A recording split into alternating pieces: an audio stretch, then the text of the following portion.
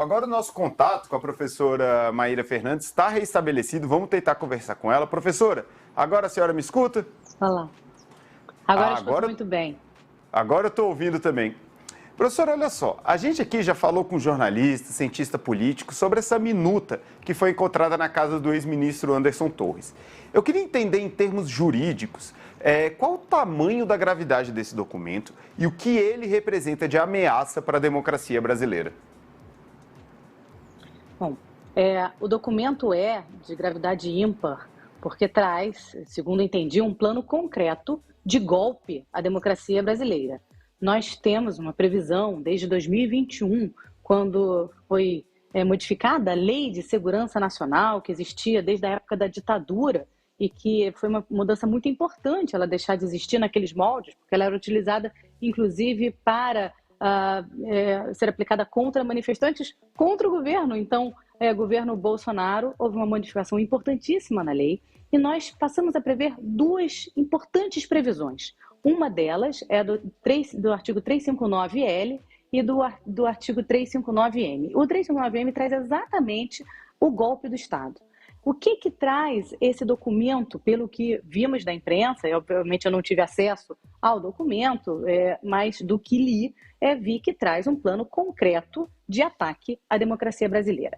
Óbvio que nós precisamos entender se isso foi além daquele simples documento, de um simples papel, se houve reuniões a respeito, com a participação do então ministro da Justiça, se outras pessoas participaram de fato daquele plano, ou seja, se aquilo era apenas um documento, segundo ele próprio afirma, um documento que ele recebeu e queria jogar fora, ou se de fato um plano concreto para a realização de um golpe de Estado. De uma forma ou de outra, considero muito grave que um então ministro da Justiça receba um documento como aquele e nada faça com ele.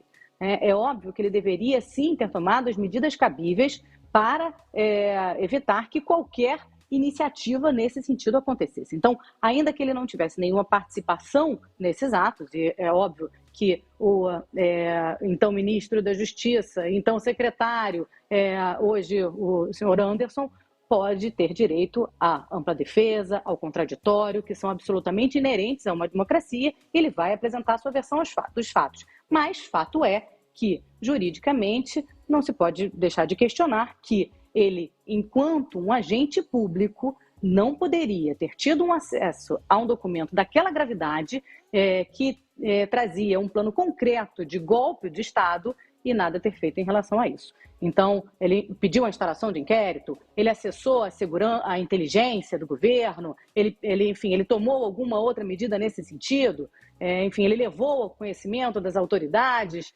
que poderiam barrar esse tipo de iniciativa. Enfim, isso é algo que ele vai ter que provar se fez. Perfeito. Professor, tem uma coisa que me impressiona um pouco, que é esse uso de vários termos que acabam caindo aí na palavra da moda, que é a narrativa política. O que de fato é o estado de defesa e ele pode ser conduzido para um poder, por exemplo, como no caso do Poder Judiciário na figura do TSE?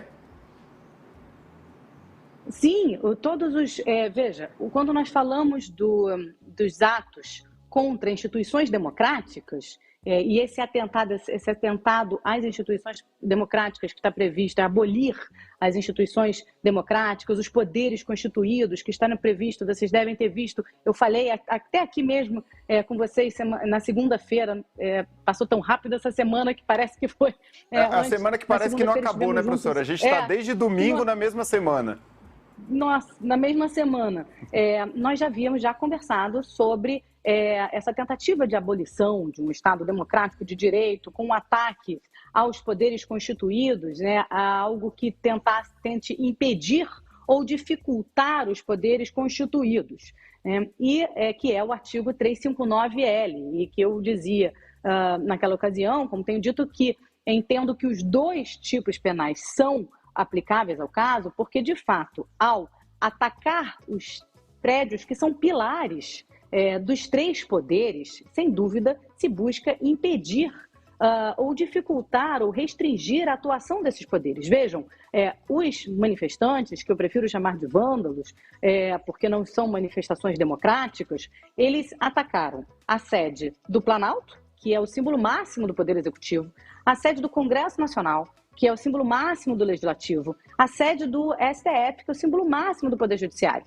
E agora nós tomamos conhecimento de um documento que tentava também, de todas as formas, impedir a realização da democracia, de um resultado democrático via Estado de defesa pelo TSE. Então, são inúmeras tentativas de golpe e nós precisamos, sim, investigar e responsabilizar todos aqueles que incentivaram, financiaram, contribuíram para a realização desse resultado. Então, nós vivemos em uma democracia que foi se fortalecendo ao longo dos anos com muita dificuldade e, obviamente, que nós não podemos permitir um ataque tão violento a um resultado, que é um resultado de eleição democrática. Os eventos de domingo, eles se somam, é muito impressionante, né? Porque os eventos de domingo já traziam essa tentativa de golpe, sem dúvida alguma, e aí casa com o encontro desse documento e mostra que, na verdade, nós realmente precisaremos de uma investigação muito profunda sobre em que pé estava essa confabulação para a realização de um golpe no país. Nós temos que investigar todas as redes sociais, as manifestações chamando golpe e a responsabilidade, sem dúvida, dos agentes públicos que, tomando conhecimento daquilo, nada fizeram. Porque, veja, tem uma responsabilização que é uma responsabilização jurídica, mas também tem uma responsabilização política muito grande. Essas pessoas, então o presidente Jair Bolsonaro, tinha uma liderança sobre essas pessoas. Então, obviamente, como presidente da República, ele deveria defender a democracia e, portanto, se tivesse tomado conhecimento de alguma tentativa de golpe que ele não concordasse, não incentivasse, ele teria que ter tido também uma atuação política para impedir a realização disso. Então, sem dúvida, se nada fez em relação a isso, obviamente que todas as pessoas precisam ser investigadas. Os agentes públicos, o então ministro da Justiça, o então presidente da República, enfim, todos os outros agentes, em que medida eles também se omitiram para que aquele resultado se realizasse. É importante que se explique que todos os crimes, eles exigem para o resultado ou uma ação ou uma omissão para que aquele resultado ocorra. Então, pode ser responsabilizado pelo crime aquele que age na linha de frente, de fato, praticando o crime, mas também aquele que, tendo o poder de evitar aquele resultado, nada faz. Então, por isso, de novo, o documento é de uma gravidade ímpar, não pode ser desconsiderado e precisa ser investigado se, além do ministro da Justiça, outras pessoas com relevância política, outros agentes públicos também tomaram conhecimento desse documento, se eles discutiram aquele documento, se eles confabularam sobre aquele documento. É óbvio que nós teremos aí uma investigação profunda para apurar as responsabilidades. Perfeito. E o ministro Flávio Dino disse hoje que, caso o Anderson Torres não se apresente espontaneamente até segunda-feira, o governo poderá pedir extradição dele dos Estados Unidos. Sobre Bolsonaro, ele falou que ainda não há nenhum planejamento nesse sentido. Mas o que a gente queria saber, o governo também pode pedir a extradição de Bolsonaro? Ele pode ser preso por causa dessa minuta ou isso ainda depende de diversos fatores? Bom, a extradição é uma cooperação entre dois países. No caso, Brasil e Estados Unidos. Nós temos cooperação nesse sentido. Para que haja a extradição, é fundamental que haja um pedido de prisão do país que pede a extradição. Então, no caso do Anderson Torres, já há uma decretação de prisão pelo STF.